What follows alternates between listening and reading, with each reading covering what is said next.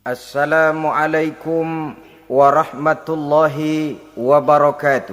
Waalaikumsalam warahmatullahi wabarakatuh. Bismillahirrahmanirrahim. Alhamdulillahi rabbil alamin. Wassalatu wassalamu ala ashrafil anbiya'i wal mursalin Sayyidina wa maulana Muhammadin wa ala alihi wa ashabihil mujahidin at-tahirin, amma ba'du. Saudara-saudara kaum muslimin rahimakumullah. Pada pertemuan terdahulu kita sudah membicarakan orang-orang yang menjadi teman-teman setan dalam kehidupan di dunia ini. Maka pada pertemuan kali ini kita akan membicarakan tentang siapa yang menjadi musuh-musuh setan di dalam kehidupan. Dengan satu catatan, berbahagialah mereka yang menjadi musuh-musuh setan, tetapi celakalah mereka yang menjadi teman-teman setan.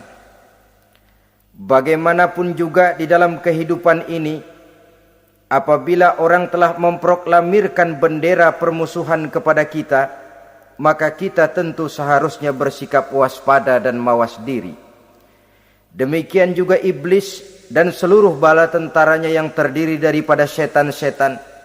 Mereka telah mengibarkan bendera permusuhan kepada Nabi Adam dan anak cucunya, kepada kita umat Rasulullah sallallahu alaihi wasallam.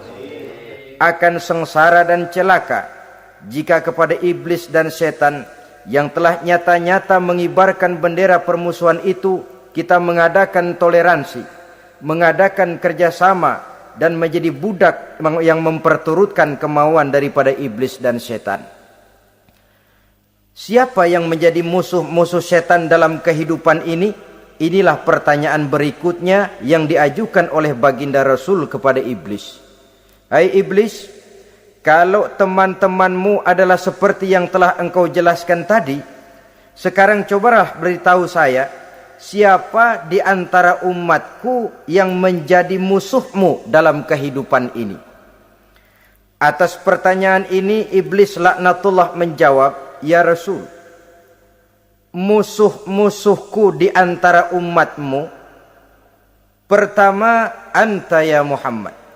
Musuhku yang pertama adalah engkau, wahai Muhammad. Kenapa iblis mencatat Nabi Muhammad sebagai tokoh nomor satu dalam deretan musuh-musuhnya? Mudah difahami. Pertama, keberadaan Rasul merupakan rahmah lil alamin, rahmah bagi lingkungan. Yang kedua, beliau berfungsi menyelamatkan manusia dari tempat yang gelap gulita, dari tempat kesesatan menuju tempat yang terang benderang, penuh berisi petunjuk dan hidayah dari Allah Subhanahu wa taala. Maka menurut iblis, inilah manusia perintang pertama atas segala daya dan usahanya menggelincirkan manusia ke jalan yang dimurkai oleh Allah Subhanahu wa taala. Kalau kita baca sejarah, risalah yang dibawa oleh Nabi Muhammad ini memang merupakan risalah yang membawa rahmah bagi alam sekitarnya. Ada sedikit perbedaan dengan risalah-risalah sebelum beliau. Sepertinya risalah yang dibawa oleh para rasul terdahulu itu mempunyai efek yang langsung pada kehidupan di dunia ini. Nabi Nuh misalnya menyampaikan agama. Hai umatku, ini agama. Umat menentang, turun banjir yang menenggelamkan orang-orang kafir.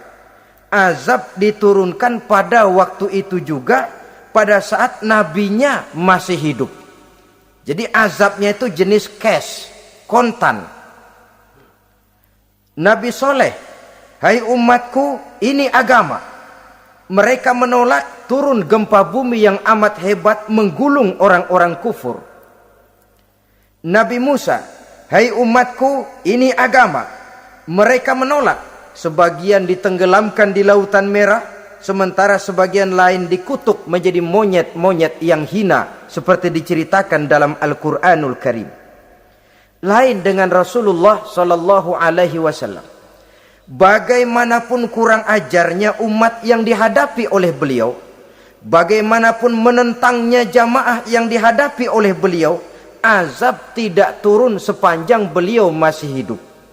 Ini merupakan jaminan dari Allah, wa ma kana Allahu liyu'azzibahum wa anta fihim.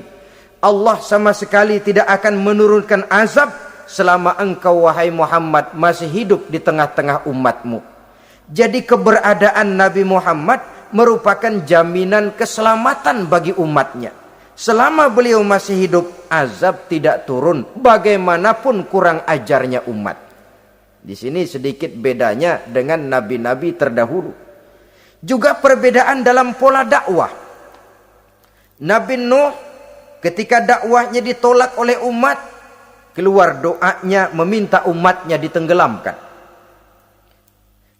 Tetapi Nabi kita ketika dilontari batu oleh umat, malah beliau mendoakan umatnya agar memperoleh hidayah.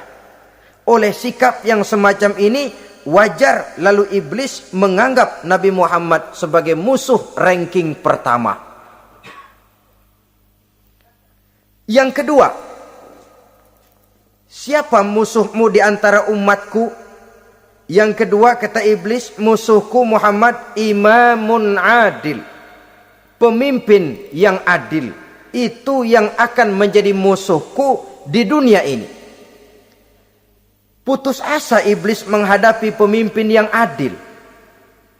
Tipu dayanya tidak terkena. Segala tingkah polanya tidak diperturutkan. Imam yang adil, pemimpin yang adil merupakan musuh daripada iblis laknatullah alaih. Apa sebabnya? Karena pemimpin yang adil mempunyai dampak dalam kehidupan di dunia ini. Melindungi orang banyak, menenteramkan orang banyak. Makin aman, tentram, tenang situasi dan kondisi, makin mudah orang melaksanakan ibadah. Makin tekun orang melaksanakan ibadah, makin dekat dia dengan Allah. Makin dekat manusia dengan Allah, makin jauh dia dari iblis. Sebab dua hal ini selalu kontradiktif. Jika kita jauh dari Allah, tentu dekat dengan iblis. Jika kita jauh dari iblis, harus dekat tentu dengan Allah. Dan begitu selanjutnya. Dalam kaitannya dengan kehidupan kita sekarang, saudara-saudara, disinilah perlunya mempersiapkan manusia. Membangun manusia itu jauh lebih sulit daripada membangun jembatan. Membangun manusia itu lebih sulit daripada membangun gedung-gedung bertingkat. Termasuk membangun dan mempersiapkan calon-calon pemimpin yang adil di masa yang akan datang. Membangun jembatan penting. Tapi lebih penting daripada membangun jembatan adalah membangun manusia yang bikin jembatan. Sebab kalau manusia yang bikin jembatan tidak dibangun lebih dahulu, saya khawatir jembatannya nanti habis dimakan oleh yang bangun jembatan. Mengaspal jalan raya penting. Lebih penting dari mengaspal jalan raya, membangun manusia yang mengaspal jalan itu. Sebab kalau manusia yang mengaspal jalan bermental rusak dan bejat, saya khawatir jalan belum selesai, aspalnya habis dimakan oleh yang ngaspal. Inilah pentingnya membangun manusia pembangunan. Semua tugas-tugas besar, semua pekerjaan-pekerjaan yang baik harus berangkat dari niat yang baik, berangkat dari hati yang bersih. Siapapun adanya kita, apapun profesi kita. Yang jadi kiai, marilah berangkat dari niat yang bersih. Yang jadi mubalik, marilah berangkat dari niat yang bersih. Niatnya itu mau menghidupkan Islam atau mau cari hidup jual Islam. Kalau mau menghidupkan Islam, mari sama-sama kita berjuang. Tapi kalau mau cari hidup untuk dengan menjual Islam, minggir saja daripada nanti bikin malu. Yang mengurus masjid, mari berangkat dari niat yang bersih. Ngurus masjid itu niatnya mau menghidupkan masjid atau mau cari hidup di dalam masjid. Kalau mau menghidupkan masjid, mari. Tapi kalau mau mencari hidup di dalam masjid, tolong minggir saja daripada nanti bikin aib. Yang jadi orang alim, mari berangkat dari niat yang bersih. Jangan memperjualbelikan fatwa, yang halal dikatakan haram, yang haram jadi samar-samar, nanti membingungkan umat. Berangkat dari niat yang bersih, membangun manusia, pembangunan. Ini barangkali istilah yang lebih kena. Saudara-saudara kaum muslimin rahimakumullah. Setiap kita pada hakikatnya punya bakat. Secara fitrah yang kita bawa, bakat apapun kita ini punya. Saudara punya bakat jadi pemimpin, saudara pun punya bakat jadi pengkhianat. Saudara punya bakat jadi orang soleh, saudara juga punya bakat jadi orang salah. Saudara punya bakat jadi orang besar, saudara pun punya bakat jadi orang hina. Seluruh bakat ada di dalam diri kita. Tinggal nanti pertumbuhannya mana yang lebih subur. Saudara punya sifat berani, saudara pun punya sifat takut. Seberani-beraninya orang mesti ada sifat takutnya. Nanti mana yang tumbuh lebih subur? Kalau takutnya tumbuh lebih subur, dia akan jadi orang penakut. Kalau beraninya yang tumbuh lebih subur, dipupuk oleh lingkungan, pendidikan dan sebagainya, dia akan tumbuh jadi orang pemberani. Oleh karena itu, agama merupakan lingkungan yang subur untuk menumbuhkan benih-benih yang baik yang kita bawa bersamaan dengan lahirnya kita ke alam dunia ini. Setiap kita, saya, saudara, punya bakat jadi pemimpin, punya bakat jadi pengkhianat, punya bakat jadi pengabdi, punya bakat jadi koruptor, punya bakat jadi pemelihara, punya bakat jadi perusak. Tinggal nanti lingkungan pendidikan yang menumbuhkan mana yang tumbuh lebih subur. Kalau lingkungan saudara lingkungan maling, maka sifat pengkhianat akan tumbuh lebih subur. Kalau nanti saudara jadi pemimpin, insya Allah korupsi. Lingkungan yang menumbuhkan sifat mengabdi, sifat berbuat tanpa pamrih, dikalahkan oleh sifat pengkhianat dan korupsi itu yang dibentuk oleh lingkungan, pendidikan, pengalaman dan sebagainya. Oleh karena itu, secara dini agama menanamkan, menyuburkan fitrah-fitrah yang baik yang kita bawa bersamaan dengan hadirnya kita dalam kehidupan ini. Sebab itu seorang penyair bernama Syauqi mengatakan dalam sebaik syairnya, waladatka ummuka ya ibna adam bakian wan nasu haulaka yadhakuna surura. Hai manusia, pada saat kamu dilahirkan kamu menangis dan orang lain di sekelilingmu ketawa. Kakek senyum dapat cucu baru, paman gembira dapat keponakan baru, sementara kita yang lahir menangis. Betul apa benar? Apa ada saudara yang begitu dilahirkan terus nyengir? Saya kira kabur dukunnya itu. Setiap kamu hai manusia lahir dalam keadaan menangis, orang sekelilingmu tertawa. Karena itu katakan kepada mereka yang senyum di sekelilingmu, hai manusia, pada saat saya dilahirkan saya menangis dan kamu semua tertawa. Baik manusia. Tapi nanti pada satu saat harus terjadi kebalikannya. Kalau dikala saya lahir saya menangis dan kau semua senyum, nantilah manusia. Kalau satu saat saya meninggalkan alam dunia ini, saya akan berangkat dengan senyum. Dan kalian semua akan berurai air mata. Kalau perlu dari Sabang sampai Merauke kibar bendera setengah tiang. Kalau perlu. Jangan terbalik, kita mati melotot orang malah gembira. Karena hidup selalu membawa sifat-sifat yang merusak. Inilah orang kedua yang menjadi musuhnya iblis dan beruntung menjadi musuh iblis. Siapa? Imamun adil, pemimpin yang adil. Saudara-saudara kaum muslimin rahimakumullah. Yang ketiga musuh iblis, ghaniyun mutawadhi, orang kaya yang rendah hati, orang kaya yang tidak sombong. Kaya apa saja, Baik kaya oleh karena ilmu, orang yang kaya karena ilmu disebut orang alim. Baik kaya karena materi, orang kaya karena materi dinamakan hartawan. Baik kaya karena kedudukan, orang yang kaya karena kedudukan dinamakan pejabat.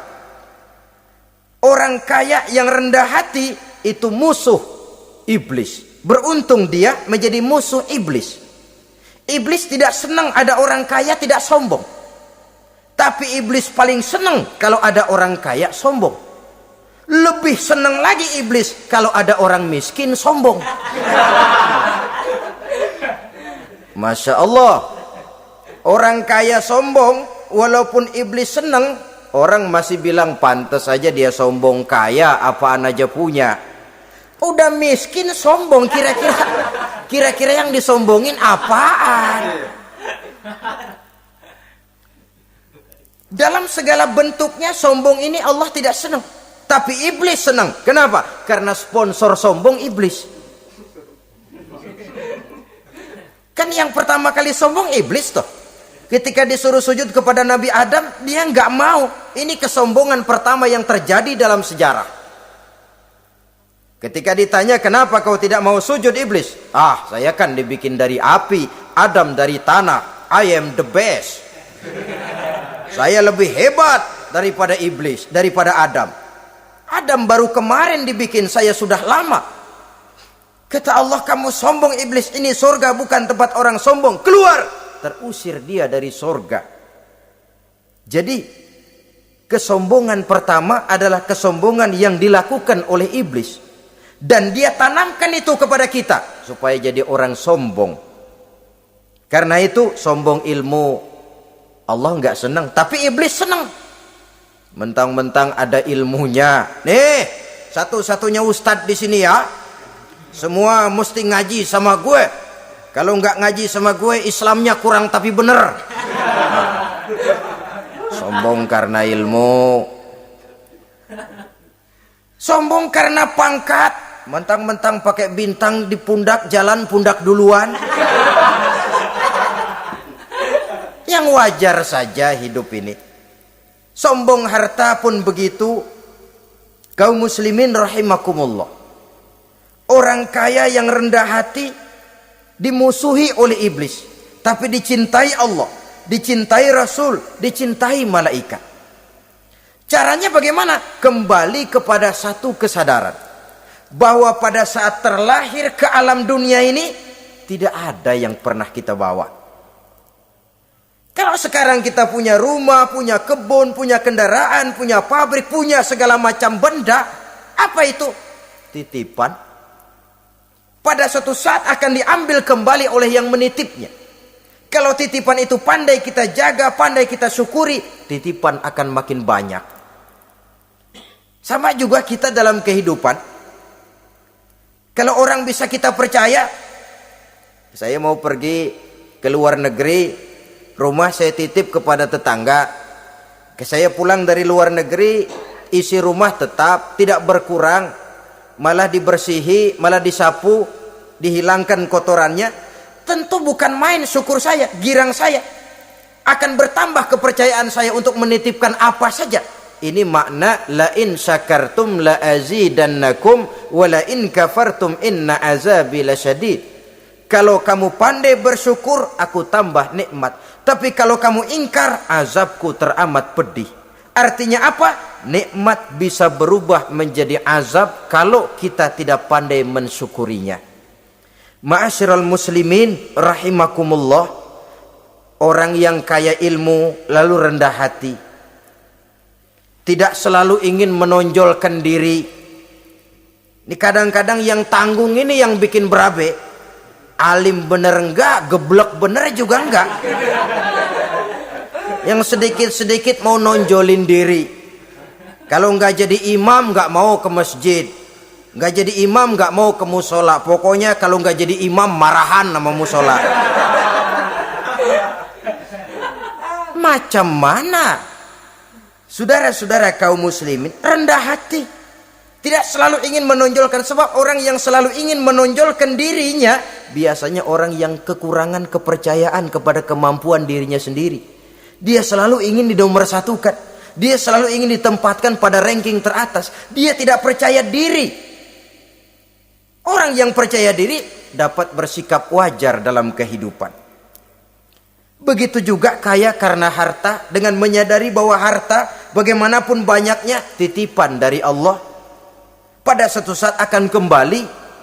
Dia harus dimanfaatkan sesuai dengan kehendak yang menitipnya. Begitu juga kaya oleh karena pangkat, kedudukan, dan jabatan. Pada suatu saat jabatan itu akan hilang dari diri kita. Karenanya sering saya jelaskan bahwa pangkat di dunia ini yang paling tinggi pensiun. Titel yang paling akhir almarhum. Saudara setuju atau tidak, titel itu akan saudara dapat. Bagaimanapun kita cinta kepada pangkat, kedudukan, entah pada akhirnya satu saat akan sampai kepada posisi yang namanya pensiun. Kalau sadarlah kita kepada pemikiran ke arah sana, maka untuk mencapai kekayaan, baik kekayaan harta, kekayaan kedudukan, tidak lalu menghalalkan segala cara untuk mencapai tujuan, tapi dibatasi oleh norma dan kaedah yang harus dia taati, baik kaedah agama maupun kaedah bernegara. Inilah orang ketiga yang menjadi musuhnya iblis, orang kaya yang rendah hati, orang kaya yang tidak sombong. Yang keempat, saudara-saudara, tajirun shadiq, pedagang, pengusaha yang jujur. Iblis gedek betul, benci bukan main sama pengusaha, sama pedagang yang jujur, yang tidak ngurangi timbangan, tidak nipu pembeli, tidak barang yang jelek dibilang bagus, atau yang bagus di atas yang jelek di bawah, atau dicampur yang baik dengan yang jelek supaya kelihatan semuanya jadi baik.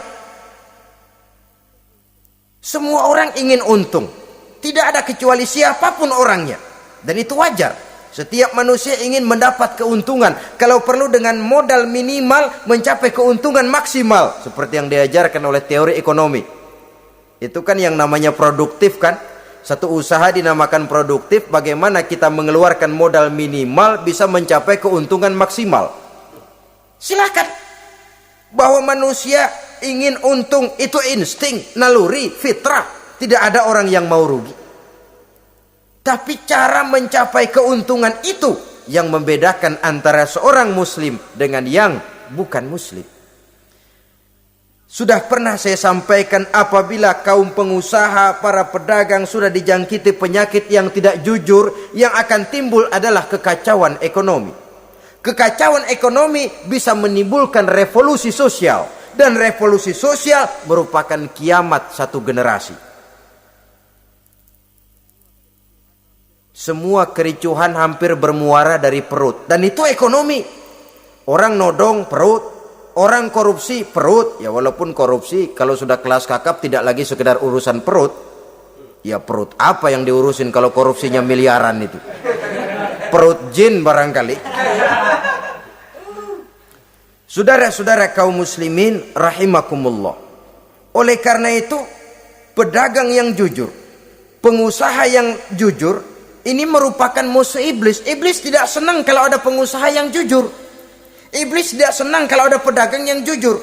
Tapi iblis akan tepuk tangan kalau pedagang sudah selingkuh, kalau pengusaha sudah nipu.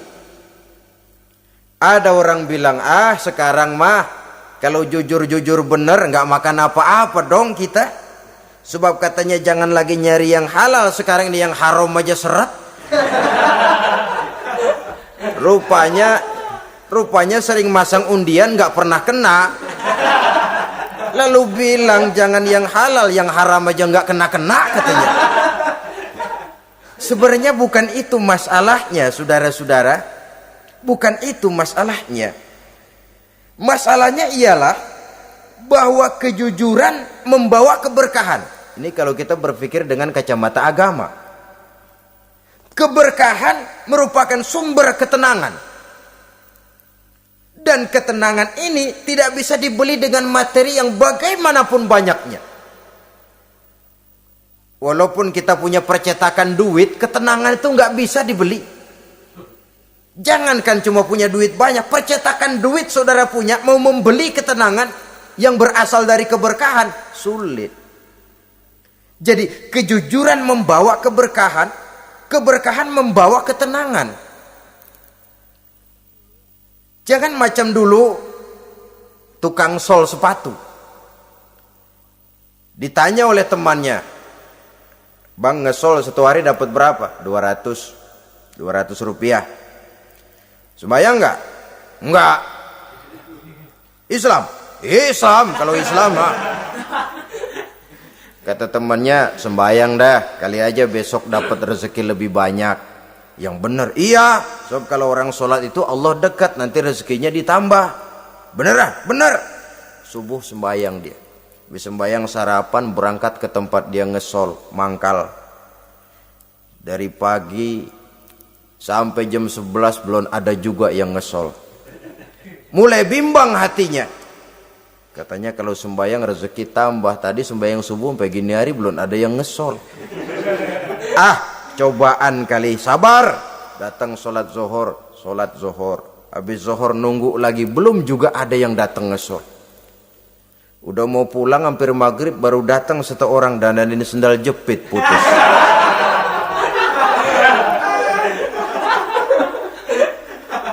Sudah bayar 25 rupiah, pulang dia si tukang sol ini, ketemu sama temennya yang nyuruh sholat tadi.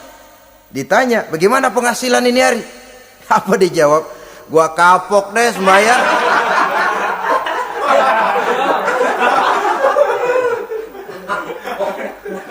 Kemarin nggak sembahyang dapat 200, sekarang begitu sembahyang jigo.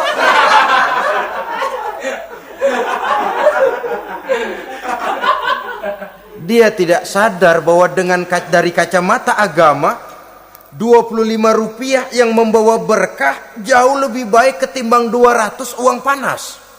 Dari kacamata agama, 25 rupiah yang membawa berkah lebih baik daripada 200 rupiah tapi panas. Sebab panas menjauhkan kita dari ketenangan. Itulah sebabnya maka pedagang yang jujur, pengusaha yang jujur menjadi musuh setan dan beruntung.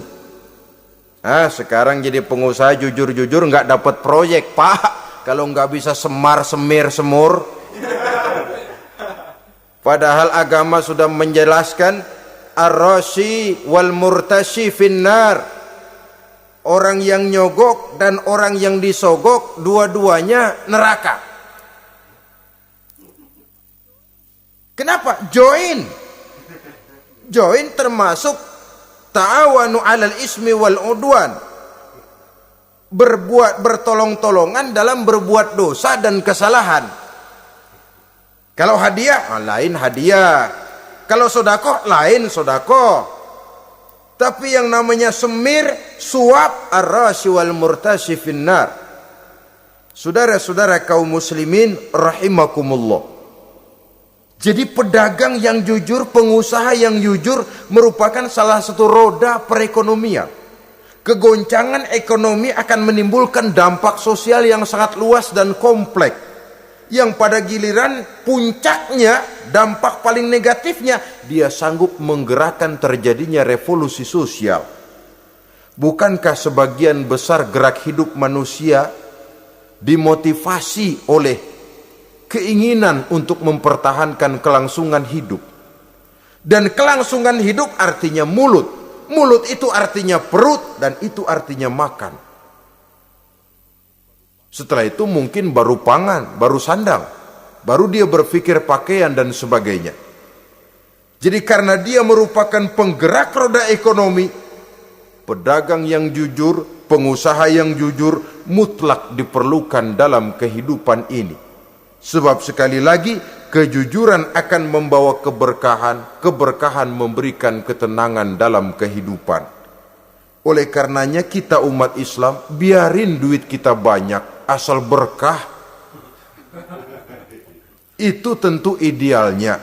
Ketimbang dikit tidak berkah, lebih baik ia banyak, ia berkah. Dan keberkahan itu datang lewat kejujuran. Kejujuran ini sudah dicontohkan oleh Rasul pada saat beliau berniaga ke negeri Syam dikala berumur 9 tahun, bahkan dikala berumur 25 tahun seketika membawa dagangan Sayyidatuna Khadijah yang kelak jadi istri beliau. Saudara-saudara, kita maklum bahwa solat merupakan sarana yang paling efektif untuk mendekatkan manusia kepada Allah. Makin dekat manusia dengan Allah, makin tidak senang iblis dan setan. Karena itu segala macam cara mereka berusaha mengaduk-ngaduk solat kita. Dan sesungguhnya, jikalau kita mengerjakan solat, itu kan targetnya cuma 2. Pertama, agar solat kita itu sah. Yang kedua, agar solat kita itu qabul, yakni diterima oleh Allah. Kalau soal sah dan tidak, ukurannya gampang. Saya kalau ditanya orang, Pak, solat saya sah atau tidak? Saya bisa jawab. Saudara, solatnya syarat rukunnya cukup apa tidak? Cukup, sah. Itu kalau perkara sah. Tapi kalau sudah perkara qabul, Pak, solat saya diterima atau tidak oleh Allah? Ini saya tidak bisa jawab. Kenapa? Soal qabul mencakup masalah batin.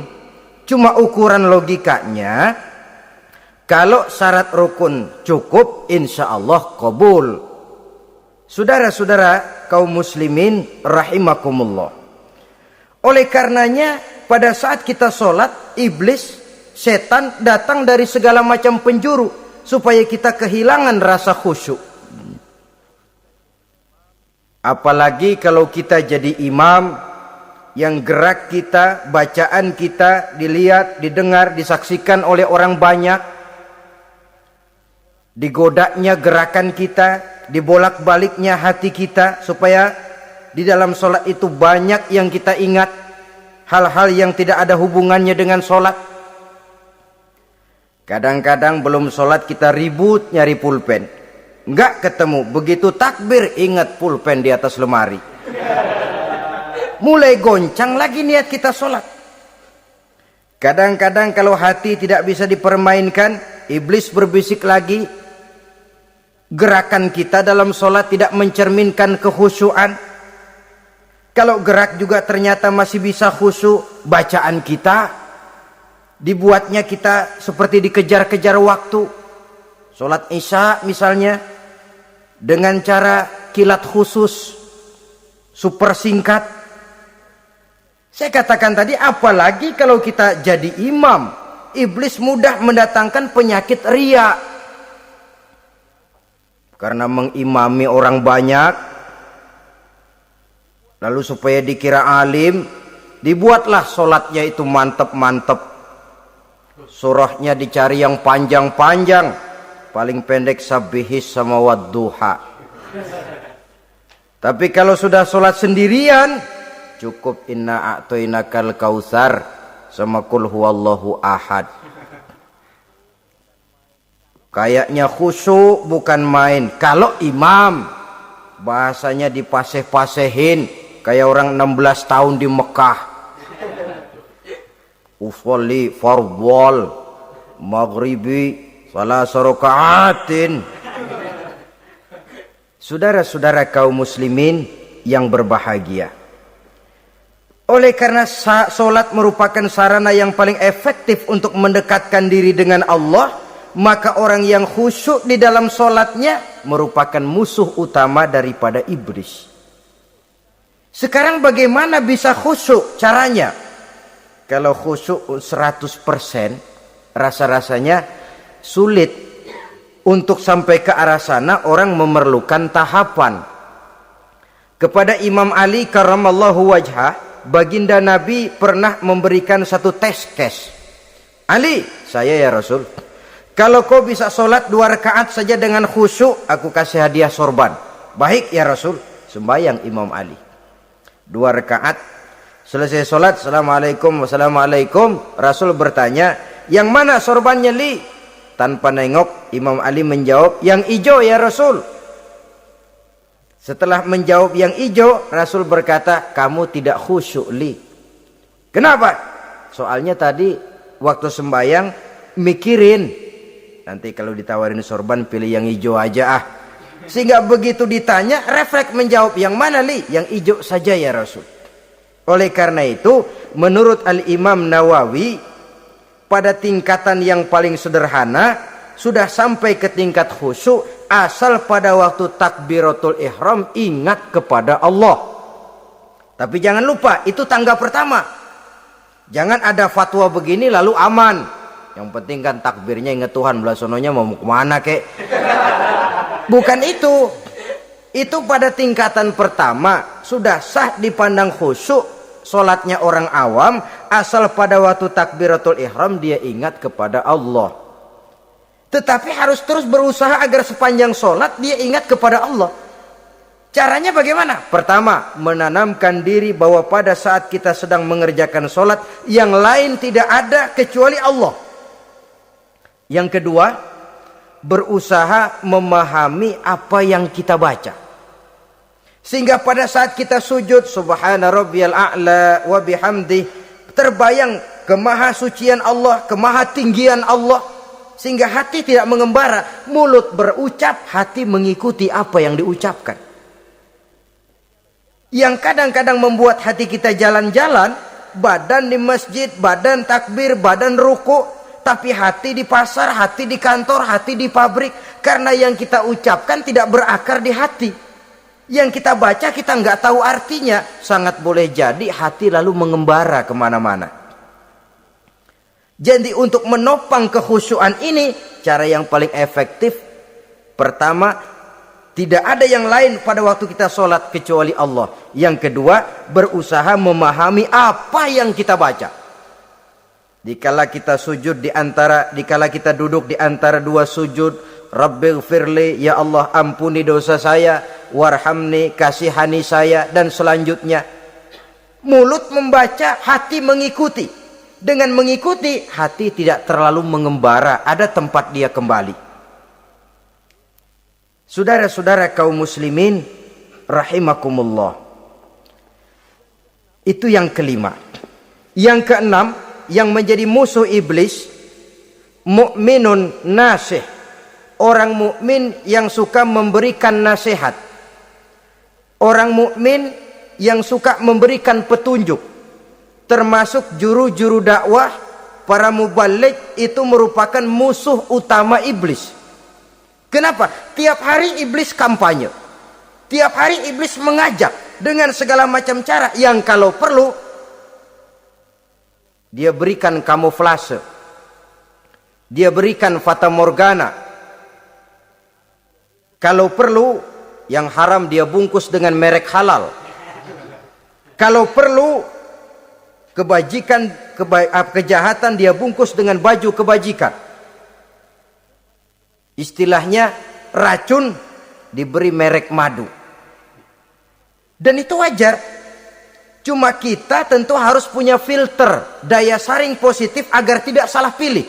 Karena iblis ini pintar betul. Kalau kita khusyuk dalam sholat, dia tanamkan kepada kita misalnya seperti tadi itu. Sholatmu memang hebat, khusyuk. Di kampung ini tidak ada orang yang sholatnya seperti kamu. Tertanam itu dalam hati kita, timbul ujub. Akhirnya, iya, gue lihat-lihat di kampung sini kagak ada yang sembayangnya kayak gua. Nah, sudah masuk iblis. Jadi dia pandai mengikuti gerak hati dan irama denyut jantung manusia ini. Kemana kecenderungan manusia, ke situ dia masuk. Pendeknya iblis itu ibarat tukang joget, dia ngerti bener irama kendang. Saudara-saudara kaum muslimin rahimakumullah. Termasuk juru-juru dakwah, para mubaligh, orang yang suka memberikan nasihat ini. Mereka memberikan filter kepada umat, kepada jamaah, jangan sampai salah pilih. Dan iblis menyesatkan kita supaya kita salah pilih. Satu contoh ringan. Kalau di depan saudara ada dua buah gelas, yang segelas isinya jamu, yang segelas sirup. Kira-kira saudara minum yang mana? Jamu. Jamu apa sirup? Jamu. Sirup apa jamu? Jamu. Orang yang pikirannya panjang, dia pasti minum jamu. Pahit memang, getir memang, tapi besok badan sehat, tenaga kuat, gairah kerja ada, kreativitas timbul, semangat menghadapi kehidupan tumbuh. Orang mukmin, orang yang berpandangan jauh ke depan. Pandangannya panjang. Panjang kemana? Tidak cuma ke dunia, sampai juga dia memandang ke alam barzah, ke akhirat. Sholat itu jamu, pahit. Ngaji, hadir di majelis taklim itu jamu, pahit. Sedekah jamu, pahit. Mengeluarkan uang untuk kepentingan orang lain, enak aja minta sumbangan, datang-datang yang nyari peres keringat banding tulang gue, lu datang-datang mau minta. Yang enak ngumpulin harta lalu bakhil bin pelit alias medit. Itu jamu. Saudara hadirin yang saya muliakan, sedekah jamu pahit, puasa jamu pahit, jihad jamu pahit. Tapi nanti begitu kita meninggalkan dunia, masuk ke alam barzah, apalagi pindah ke akhirat, baru terasa, aduh nikmatnya dulu kemarin itu minum jamu, sekarang badan sehat, tenaga kuat, kerja semangat. Nikmatnya dulu saya waktu di dunia sholat, rajin ngaji, suka sodako, suka menolong orang. Sekarang terasa manfaatnya.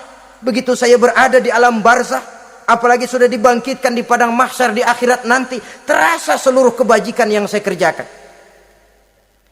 Nah, orang yang berpikir jangka pendek, cuma ngelihat yang ada di depan hidungnya saja. Ngapain minum jamu getir, sirup nih, manis. Dia minum, dia ambil sirup, minum, manis memang pada waktu minum, tapi besok bibir jontor.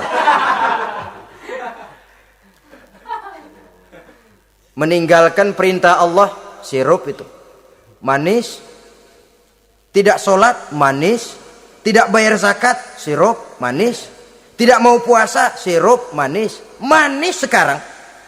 Tapi nanti besok begitu masuk ke alam barzah, begitu dibangkitkan di padang mahsyar di akhirat nanti, merintih kita menahan penyesalan yang sudah tidak ada artinya lagi.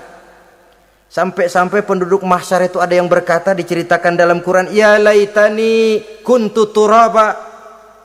Wahai celaka, kenapa kita nggak jadi tanah saja? Menyesali kejadiannya. Andai kata mereka bisa kembali ke hidup di dunia lagi, mereka akan minta kejadian yang kedua untuk berbuat baik. Tapi tentu sudah penyesalan yang tidak ada gunanya lagi. Maka saudara-saudara, emang cuman jalan duluan kecebur di sumur yang nyesel duluan. Ada orang jalan, yang paling depan kecebur di sumur, itu tuh gue nyesel duluan katanya. Nyesel duluan, yang lain mesti nyeselnya belakangan.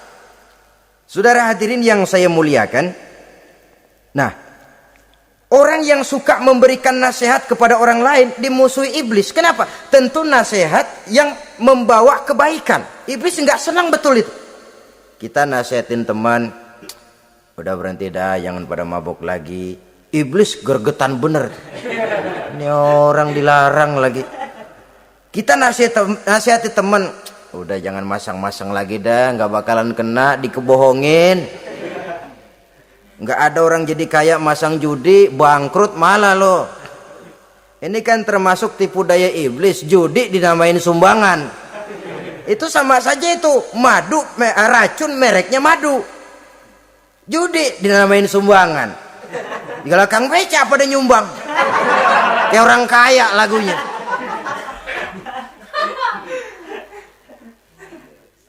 Saudara-saudara kaum muslimin rahimakumullah, adalah kewajiban kita memang untuk tawasau bil haq, saling nasihat menasihati. Setiap kita juru dakwah, setiap kita wajib menyampaikan apa yang sudah kita tahu kepada orang yang belum atau kurang tahu.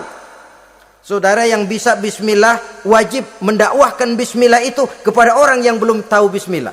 Saudara bisa Fatihah harus menyampaikan itu kepada orang yang belum bisa Fatihah. Persetan dengan orang lain. Apalagi yang cuma kerjanya ngeritik saja, lu baru bisa Fatihah doang udah ngajar. Biar aja yang diajarin gak bisa Fatihah kok. Apa masalahnya pemerataan di bidang keilmuan? Sebab memang biasa penonton itu selalu lebih pandai menilai, kayaknya lebih pintar dari yang main. Sama saja orang nonton bola ngomel melulu, padahal dia sendiri belum tentu bisa main. Dengerin orang pidato pun begitu, monten bisa. Wah, kalau dia yang pidato 1 jam kayak semenit. Tapi kalau si Ano tuh kita udah pegel belum juga mau berhenti. Monten bisa, coba dia suruh pidato udah 1/4 jam masih ama ba'du. Apa mau dibilang ama ba'du?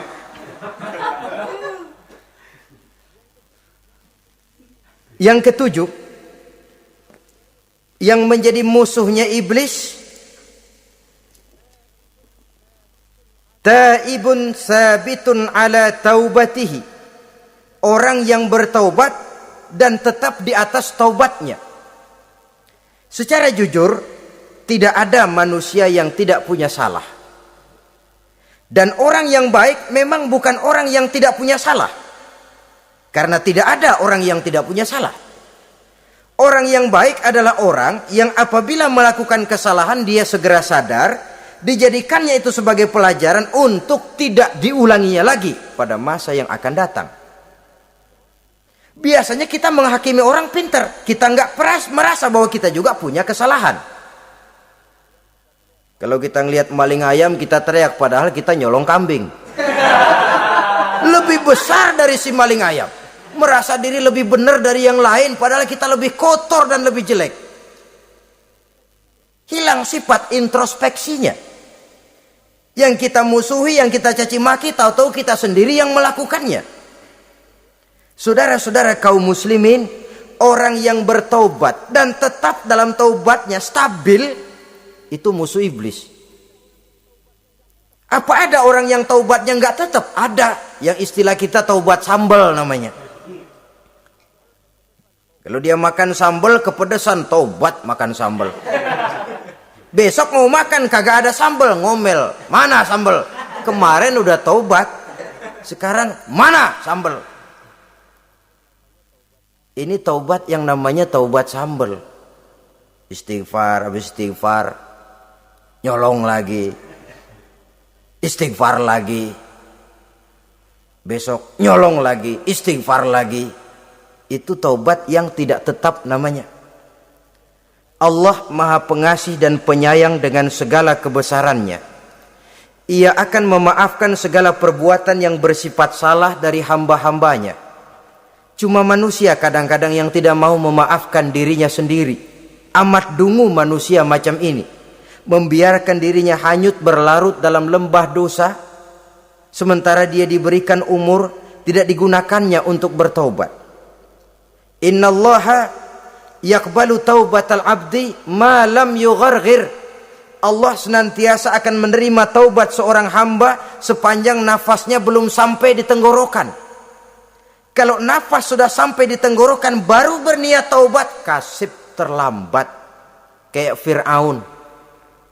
Fir'aun itu begitu ditenggelamkan di lautan merah, udah cengap-cengap mau mampus, baru ngomong dalam sekaratnya, amantu bi Rabbi Musa wa Harun.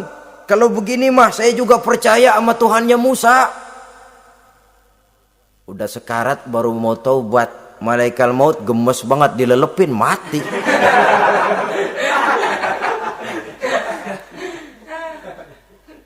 Nah, kepada adik-adik remaja, biasanya kalau sudah bicara taubat, pikiran kita, taubat mah urusan 70 tahun ke atas. Kita masih lama ini. Sebenarnya tidak. Masalah taubat adalah masalah salah dan dosa. Masalah salah dan dosa adalah masalah manusia. Sejak dia akil balik sampai ajal datang merenggut nyawa. Hidup ini tidak selalu berjalan mulus. Hidup ini tidak selalu berjalan di atas kertas putih. Kadang kita tersilap, kadang kita tersalah, kadang situasi dan kondisi menyebabkan kita berbuat lain dari yang seharusnya. Itu kehidupan, silih berganti. Oleh karenanya pesan Nabi, wa'at bi'i sayyi'atal hasanah, perbuatan salah ikuti dengan kebajikan, dosa iringi dengan taubat.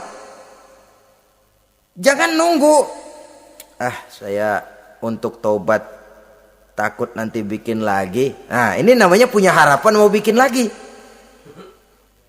Nanti aja dah kalau tua-tuaan. Saudara, kalau dosa itu ditumpuk, itu sama saja kotoran yang menodai hati. Kalau kotoran gak rajin kita bersihin, dia akan berkarat. Dan kalau sudah berkarat, sudah sulit untuk dibersihkan. Itu makna ungkapan Imamul Ghazali, hati manusia sebening kaca. Lapisan dosa yang dia kerjakan adalah debu yang menutupi jernihnya kaca.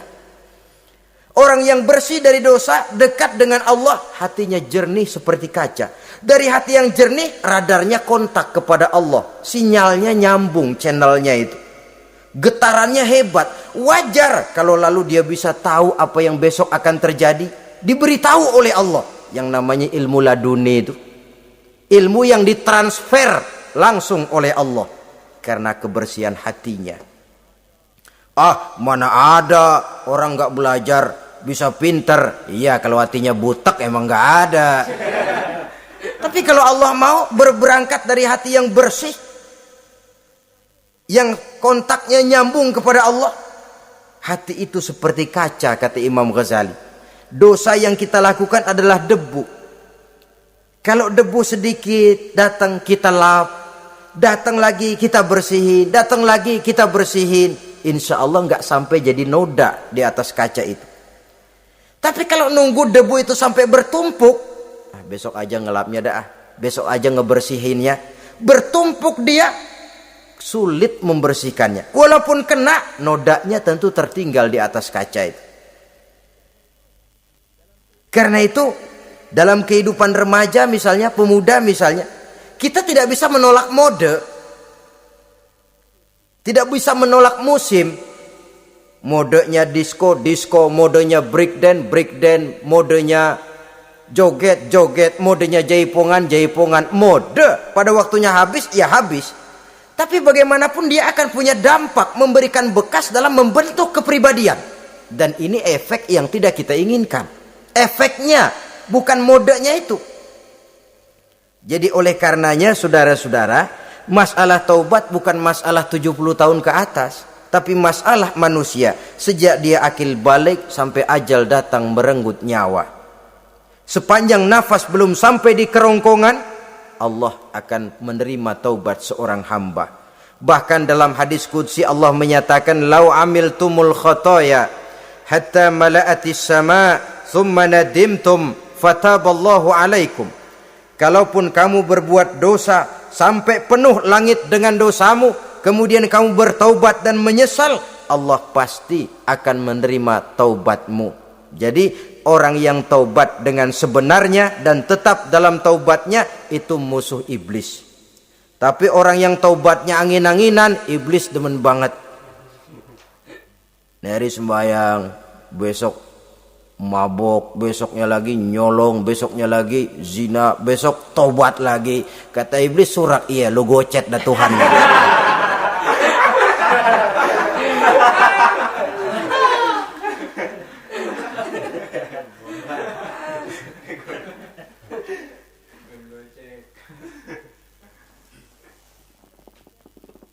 Selanjutnya yang ke-8, musuh iblis, musuh setan, mukminun yudawi mu'alat taharah.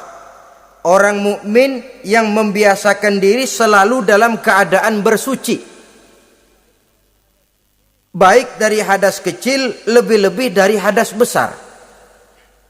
Wudu utamanya memang untuk sholat. Tapi membiasakan wudhu dalam kehidupan sangat baik sekali. Mau ke kantor wudhu dulu, mau ke pasar wudhu dulu, mau ngajar wudhu dulu. Apa sebabnya? Karena dalam keadaan suci, orang ada sikap memelihara kesuciannya. Kalau kita naik PPD pagi-pagi gelantungan, kalau punya wudhu, hati-hati, kesenggol perempuan juga sayang sama wudhu. Tapi kalau nggak punya wudhu, jangan kesenggol, kita nyeruduk. Ada semacam sikap apik di dalam kehidupan ini. Karena itu biasakan wudhu untuk menjaga kebersihan diri, kebersihan zahir, kebersihan batin, belum lagi kemanfaatan di akhirat. Sebab kata Nabi, inna ummati ya'tuna yaumal qiyamah ghurran muhajjalin min asaril wudhu. Umatku di akhirat nanti akan datang menghadap Allah dengan muka berseri-seri, bersinar-sinar dari sebab sering wudhu. Sehingga tidak usah mengaku pun Rasul akan memanggil karena muka yang sering tersentuh air wudhu ini. Mu'minun yudawimu alat toharoh. Orang mukmin yang selalu membiasakan diri berada dalam keadaan suci, berwudhu. Kita lihat ajaran wudhu ya. Dari sejak bacaan-bacaannya saja itu sudah membawa manfaat. Lalu dari segi bahwa kita manusia sering tersilap melakukan dosa-dosa kecil. Dosa-dosa kecil itu oleh air wudhu dia rontok. Tangan kita suka colak-colek pada saat membasuh dua tangan. Allahumma inni as'alukal yumna wal barakah wa a'udzubika minasyu'mi wal halakah. Dosa yang ada di tangan itu rontok.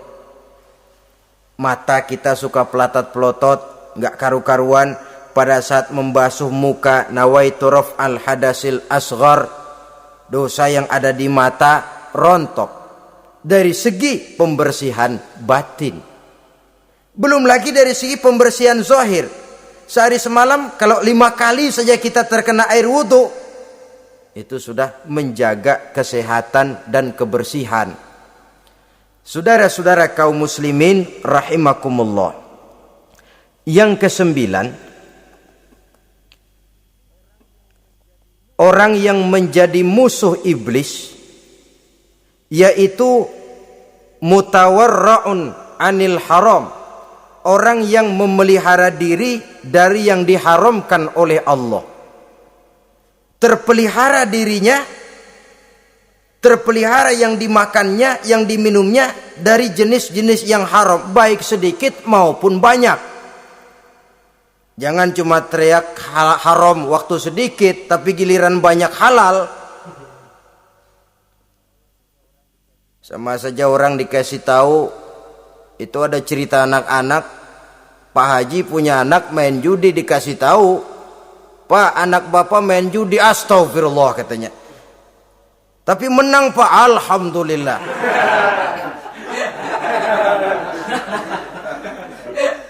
Ini kan sama saja, giliran sedikit dibilang haram karena dia nggak dapat jatah, begitu dapat banyak dan dia kecipratan jadi halal.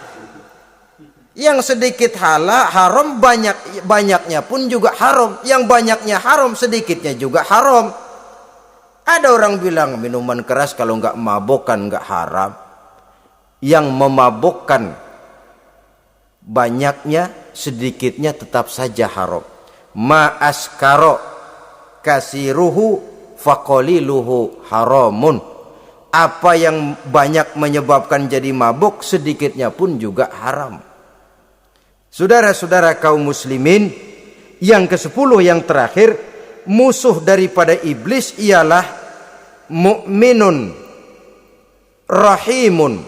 Orang mukmin yang berhati pengasih. Orang mukmin yang suka menyambung silaturahmi. Orang mukmin yang tidak suka bertengkar. Orang mukmin yang tidak suka marah-marahan. Kalaupun terpaksa marah, tidak lebih daripada 3 hari.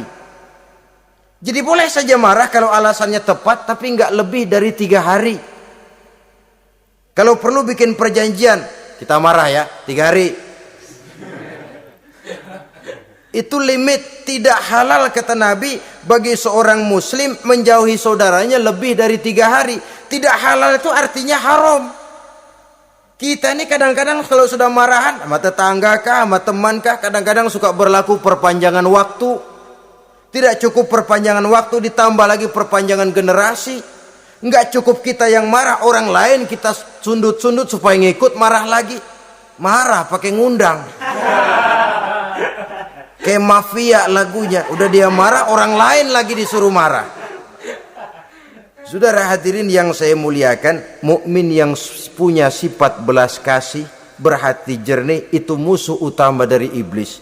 Tapi mukmin yang suka marah-marahan, tukang hasut dan tukang bakar, itu teman-teman iblis. Oleh karena itu, mudah-mudahan kita semua menjadi musuh iblis.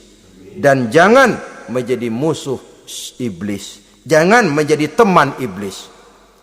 Sebab iblis sudah kadang memproklamirkan permusuhan. Sekali dia musuh kita, selamanya dia akan tetap menjadi musuh kita. Berusahalah untuk menjadi musuh iblis. Dan jangan sekali-kali toleransi. Jangan berusaha menjadi teman iblis. Inilah yang kita bicarakan pada pertemuan ini. Mudah-mudahan ada manfaatnya. Terima kasih atas segala perhatian. Mohon maaf atas segala kekurangan. Wassalamualaikum warahmatullahi wabarakatuh. Waalaikumsalam